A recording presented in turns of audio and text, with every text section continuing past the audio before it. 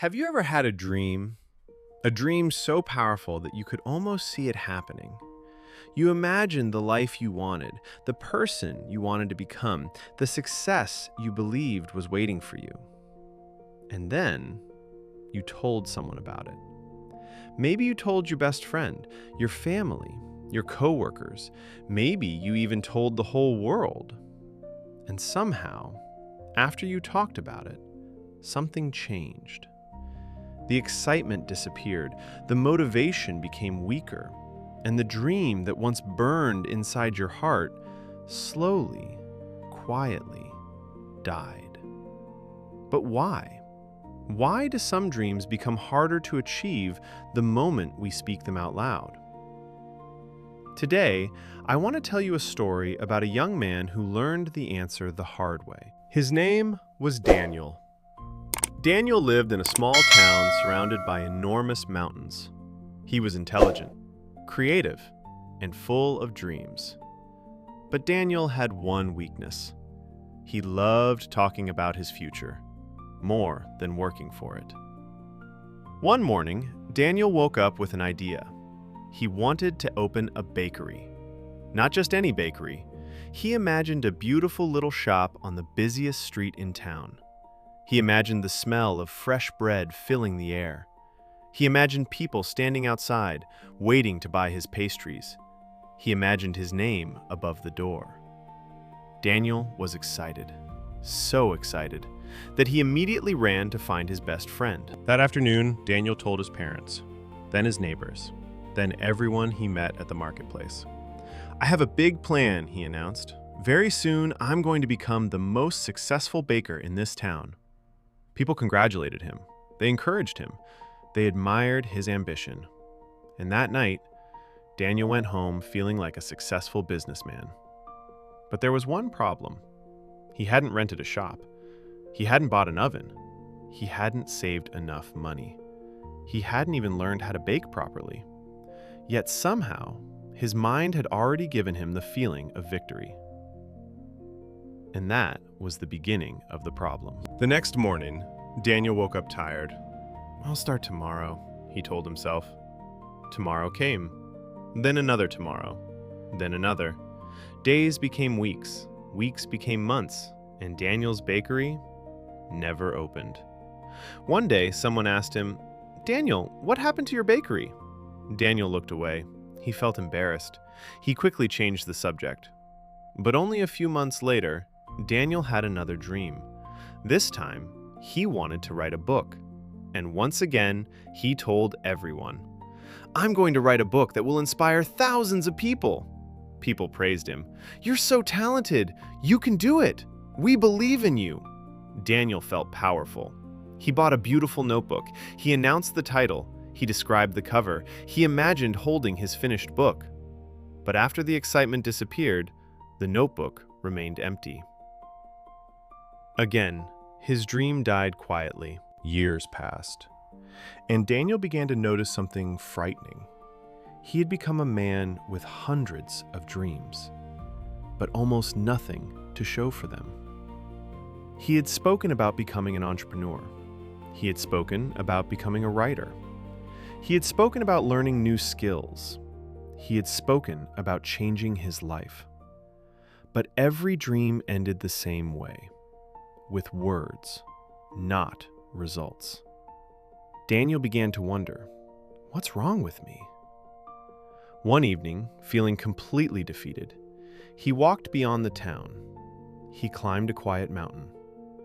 And there, under the fading orange light of sunset, he found an old man sitting beside a small fire. The old man's name was Elias.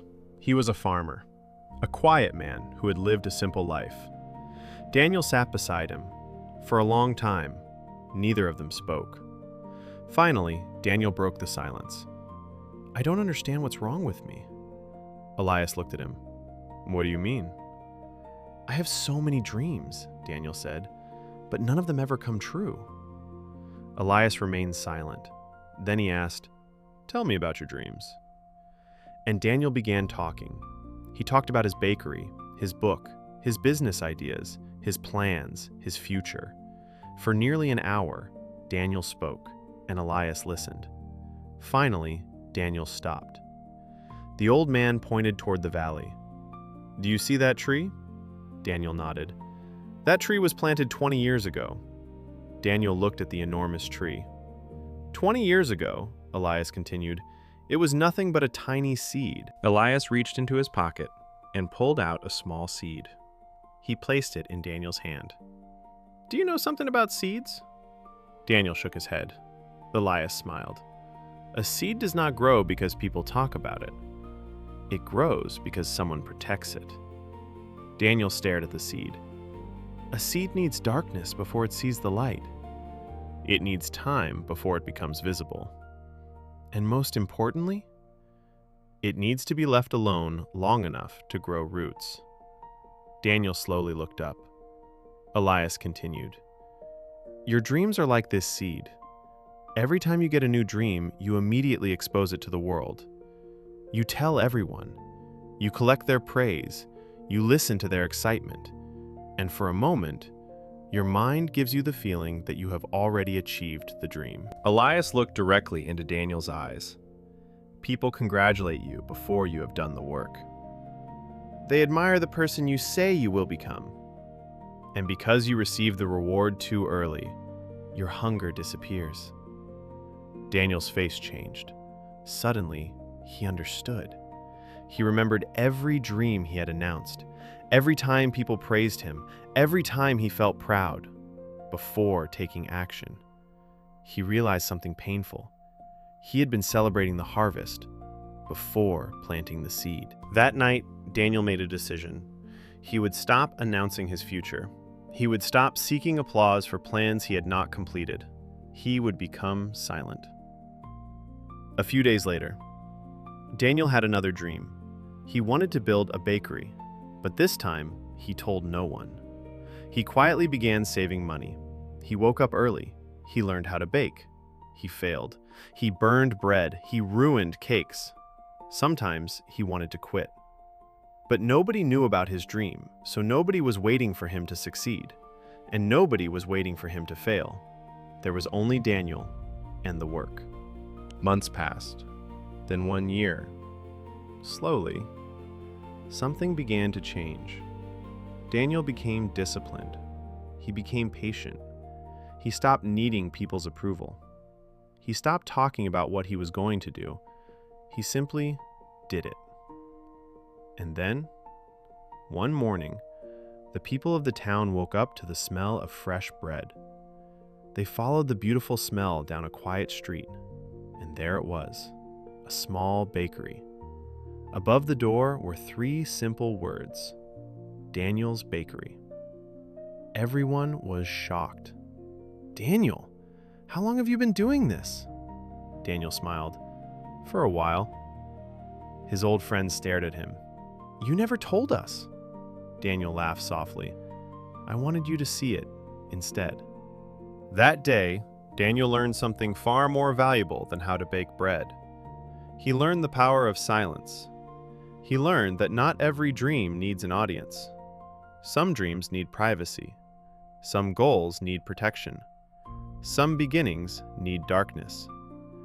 Because when you talk too much about what you are going to do, you may receive the emotional reward before you earn the real reward. You feel successful before becoming successful. You receive applause before putting in the work. And slowly, the fire inside you becomes weaker. But when you work in silence, something different happens. Your dream becomes stronger. Your discipline becomes deeper. Your results become undeniable.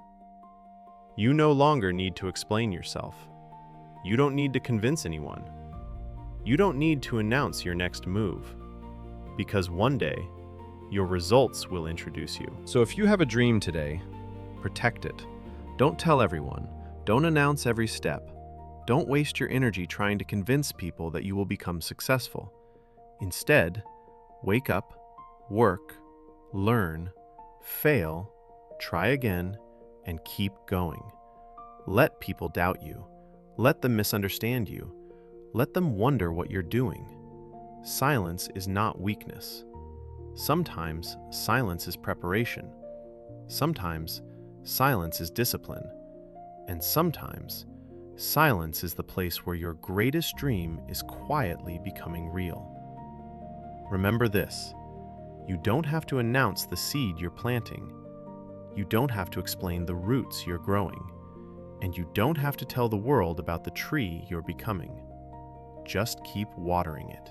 Keep protecting it. Keep working. And one day, when the tree is tall, when the fruit is visible, when the results can no longer be ignored, you won't need to say a single word. The world will see. So the next time you have a dream, pause before you speak. Ask yourself, do I want the applause now, or do I want the achievement later? Choose wisely, because sometimes the best way to protect your dream is to keep it silent until it becomes real. Work in silence, grow in silence, and let your success make the noise. Work in silence. Let success speak. Subscribe for more life-changing stories.